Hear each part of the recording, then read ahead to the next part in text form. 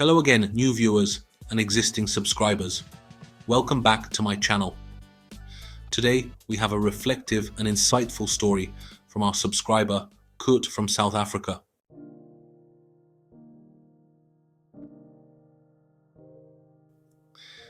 After a significant chapter of his life spent in Thailand, Kurt has made the decision to return home. And in this video, he's going to share the reasons behind his choice.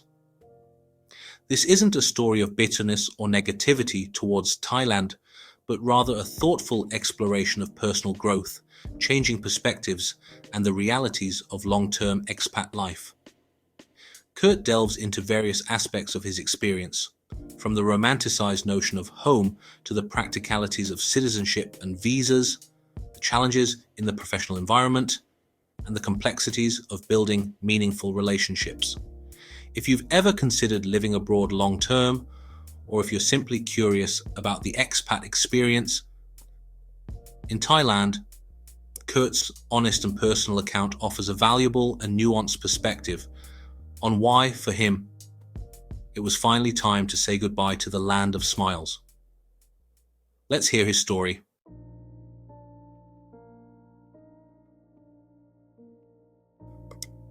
What is home? Often it is said that home is where the heart is, and there is little doubt in my mind that the majority of us on this site have at least a part of our heart in Thailand. But this is merely a romanticized notion of home, and the facts are that this will never truly be home. Deep down, we all know this. To become a Thai citizen is near impossible. The likelihood of any of us attaining this are slim to none at best. Even if we were to become a Thai citizen, we would never be seen to be Thai. It would never cross the mind of a Thai that someone of European descent would ever be Thai, no matter how long they have stayed in the country, and no matter their grasp of the language or culture. If I had immigrated to virtually any European country, New Zealand, Australia, or North America based on the length of time I have been in Thailand, I would surely have been a citizen by now. Perhaps even in those countries, I would never be seen as a full-blooded national, but my citizenship would allow me the same rights and privileges as someone who was born and raised in the country. Being in my mid-30s and running out of time to qualify for entry into a first-world country, I am South African, it struck me as a now or never time to leave the country.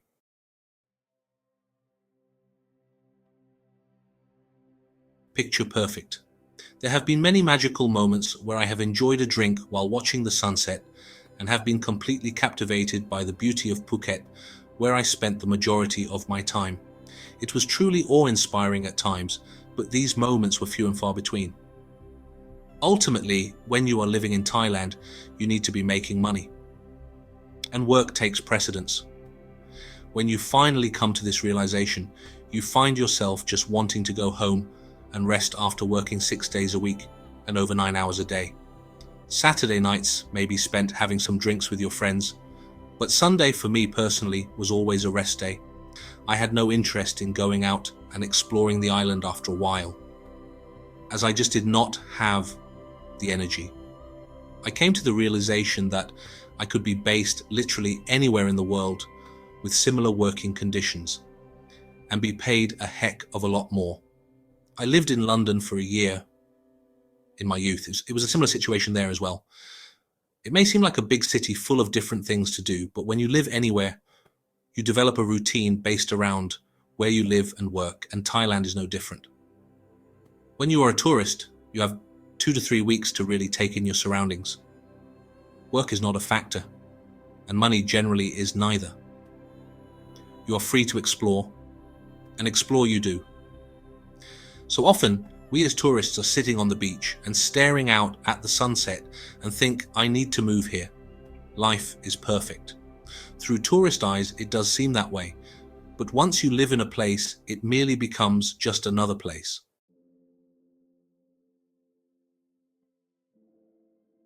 Stuck in a rut. Back home, I was a go-getter. I remember arranging meetings, hustling, and always having to be on edge as the competition was fierce. My work colleagues, like me, all had high-level degrees, and board meetings would be animated, to say the least. Great ideas would come out of brainstorming sessions, and the owner would often have consultants and guest speakers in to help us develop.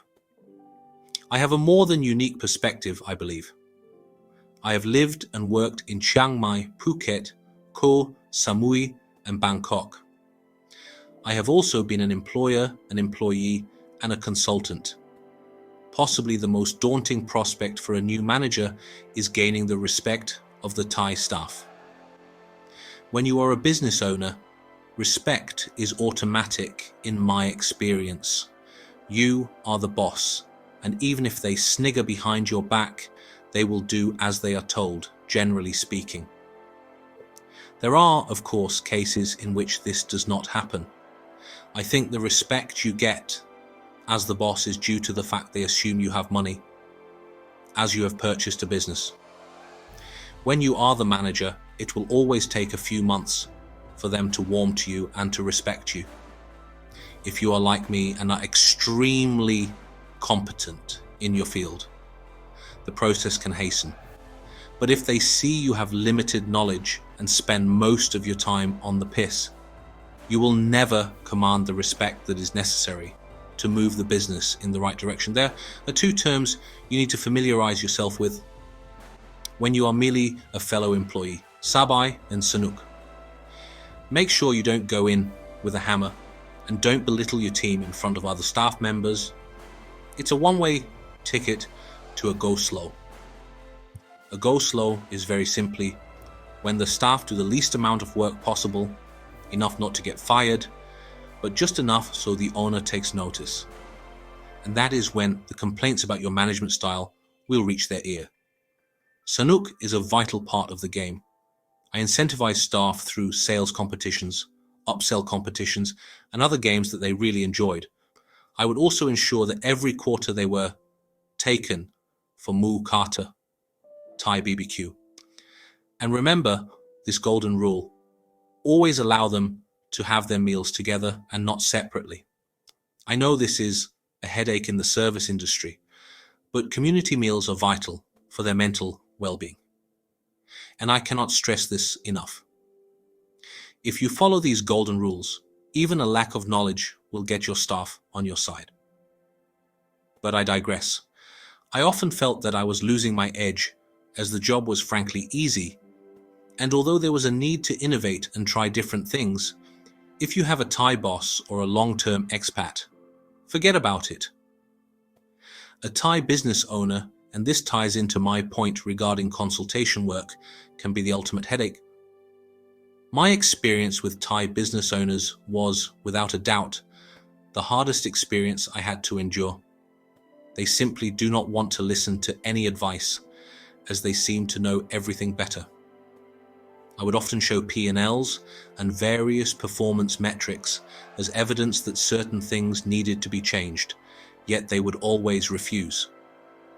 An old adage in business that has always served me well is: turnover equals vanity, profit equals sanity, but cash flow equals reality. In an industry that is so affected by seasonality, you would think the message would be clear, and that certain cost-cutting measures would be put in place. Every low season, it was the same, either borrowing money or selling off assets in order to sustain themselves until the high season hit. I explained time and again that building up a nest egg would not only cover costs during the low season, but would also present unique acquisition opportunities during the difficult periods. Yet these business owners are often drawing 400,000 to 500,000 a month out of the business to keep their face and sustain what will ultimately be proven to be an unsustainable lifestyle. I experienced the above in my role as a consultant, as well as a manager, and with foreign owners as well as Thai. I feared that staying in this environment would limit my professional growth, and frankly, it was taking its toll on me mentally. It is one of the major reasons why I chose to leave.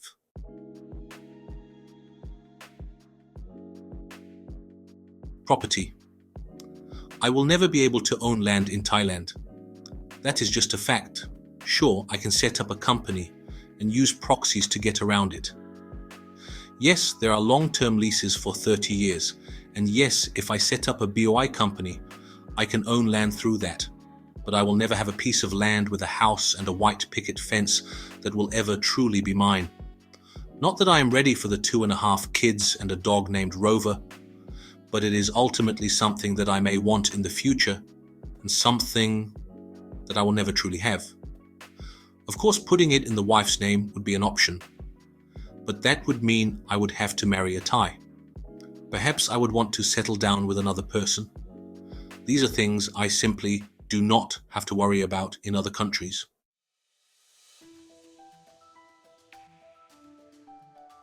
Business. Following on the above, the next reason I chose to leave was due to business opportunities. If you are in IT, tech, or manufacturing, then I think Thailand can present some unique opportunities. However, I am in hospitality, and in the current climate, it's not likely that I can build a long-term and sustainable business without a hefty investment. Further to this, you never really own a business as a foreigner, do you? The 51-49 rule will always be there. And although there are ways around this, such as the nominee system, you are often left vulnerable to the whims of the Thai judicial system should issues arise. I think back to an Italian friend who rented a hotel and was arrested by immigration for making a cup of coffee behind the counter, as he was not legally allowed to do this. I think back to a Swedish friend whose Thai delivery driver had called in sick. He was forced to do the delivery himself, but was stopped by the police, after which he was told what he was doing was illegal, and the vehicle was to be impounded unless a heavy fine was settled, which of course it was. Again, in most Western countries, you would be hard-pressed to find someone who had a work permit and visa arrested for making a cup of coffee or driving a vehicle. And even if it was the case, there would be some form of due process. The foreigners I have known to have made it in Thailand either arrived at the right time, pre-boom, and rode the wave, have a passive overseas income which can support them during tough periods for the business, or came here with a lot of money to invest in the right projects and were lucky enough to find the right people to work with them. Think for yourself how many people you have known to have done well in Thailand versus the ones who have lost everything. I think you know the difference is substantial. The final issue is the exorbitant rentals, especially in Phuket. You are hard-pressed to find a suitable location where there is enough foot traffic, and should you find an ideal location, the rental and the key, money, mean you have little chance of success, particularly as the market is extremely seasonal. Of course, it is doable, but when I look at my negotiations with landlords in my home country, you feel as if you're in a partnership with the landlord, rather than it being adversarial in nature, such as it is with Thai landlords. Again, the notion of face rears its ugly head, as you will often find landlords rather seeing their building being empty than lower the rent to a level that can be a win-win for both parties. Again, these are my observations, and there will always be those who will have success. But what is certain is that it will come at a price, and with a high degree of risk associated with it. Which leads me to my next point, and something that ties in with my reluctance to living in Thailand.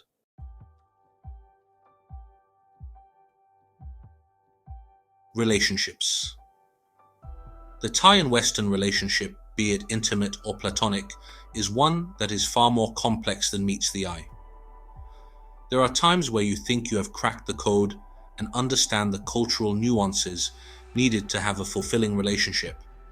But more often than not, many long-term expats concede that there is only one thing that they can know for sure about Thailand, that they know nothing. I have been in a relationship with a woman for going on 6 years now. But if I had to benchmark my relationship with others in my country or a Western country, I would compare it to being a sole proprietor versus being in a partnership. My girlfriend does not work, and although her qualifications aren't near as high as mine, I still cannot help but think that she should contribute more. I have made it clear to her that if she was to move to my country, I would expect her to find some form of work.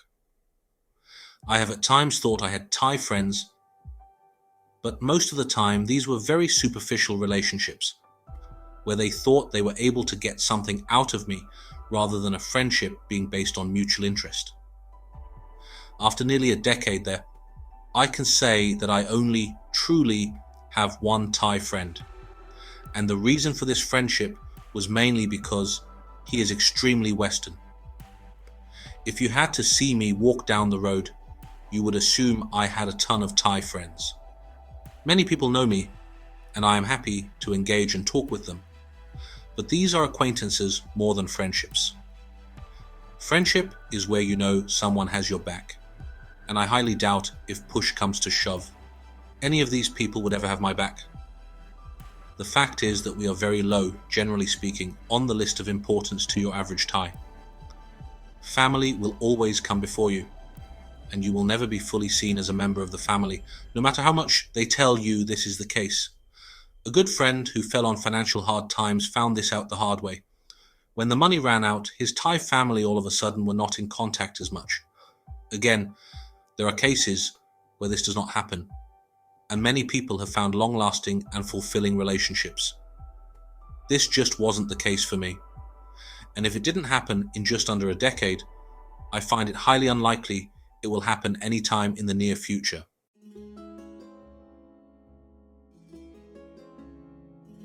Visas.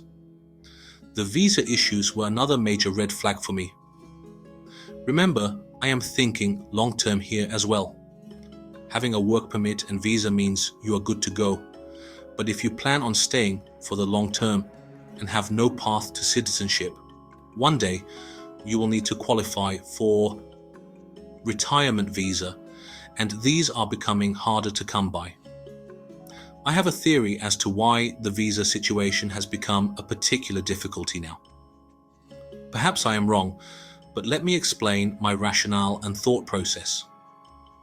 Everything in Thailand, no matter how significant or insignificant, has to do with money and its relationship with power. Protectionism for the business elite in the country is a way of life. Take vaping, for example. The reason vaping has been banned in Thailand is purely to protect the tobacco barons. Nothing to do with health concerns. I think it is not outside the realm of possibility that the Thailand elite visa program has some very powerful people behind it. And perhaps these visa crackdowns are all a way to ensure that foreigners finally give up and buy a package. Whenever there is something confusing, always follow the money. And I truly do believe that the current visa problems have a lot to do with this program. Maybe I need to take off my tinfoil hat, but is it really outside the realm of possibility?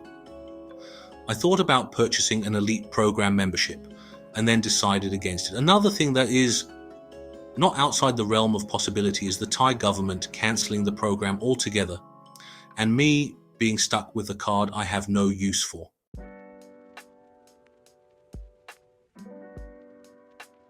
There were a host of reasons as to why I finally chose to pull the trigger and leave, but the main reasons are outlined above. Remember, this is my unique perspective as a mid-30s South African male in the hospitality industry. So these thoughts above will likely not apply to many of you who choose to make Thailand your home. If I had to give advice to any young tourist that wants to make Thailand his home, I would tell him to stay as a tourist, as that way the magic never dies. Save your money and work to get to a stage where you have enough monthly passive income to move to Thailand without risking being destitute. You will always need an escape plan, and God forbid you find yourself in a situation where your health or financial status is in question, you will quickly find the smiles turn to frowns and discover that it can be an extremely lonely country. Will I miss Thailand? Of course I will.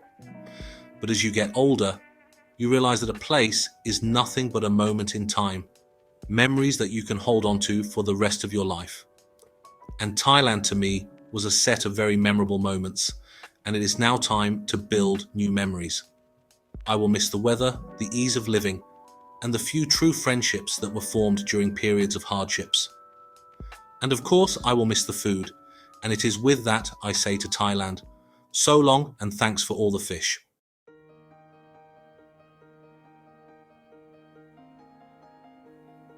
So, there you have it.